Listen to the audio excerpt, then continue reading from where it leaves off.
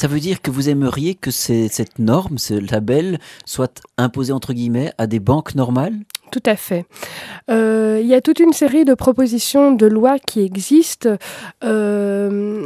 notamment parce qu'on remarque et le réseau Financement Alternatif publie chaque année un rapport de l'investissement socialement responsable en Belgique où on analyse le marché ISR, donc tant au niveau qualitatif que tant quantitatif.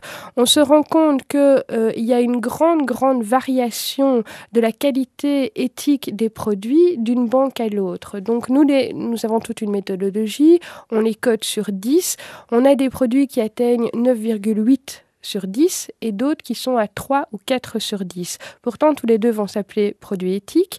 Et pour l'investisseur qui voudrait faire un geste et qui voudrait plutôt placer son argent dans des produits éthiques, il n'est vraiment pas en mesure de pouvoir choisir en connaissance de cause, à moins de faire une étude assez poussée. Donc de là, pour nous, il serait vraiment indispensable que, pour pouvoir appeler son produit éthique, on respecte un certain nombre de règles qui ne demanderaient pas à l'investisseur de lui-même faire des recherches très compliquées. Mais si je suis un peu cynique, je vous dirais que si les banques dites normales investissaient uniquement dans ce qui est éthique et solidaire, elles devraient fermer leurs portes parce que justement, qu'est-ce qui rapporte le plus? C'est par exemple toute l'industrie de la pornographie, c'est l'industrie de l'armement, ce sont les entreprises pharmaceutiques, ces éléments-là. Alors, je ne suis pas sûre qu'elles devraient fermer leurs portes. Il se fait que ce sont les secteurs que vous citez sont effectivement de gros marchés, ça, nous le savons bien.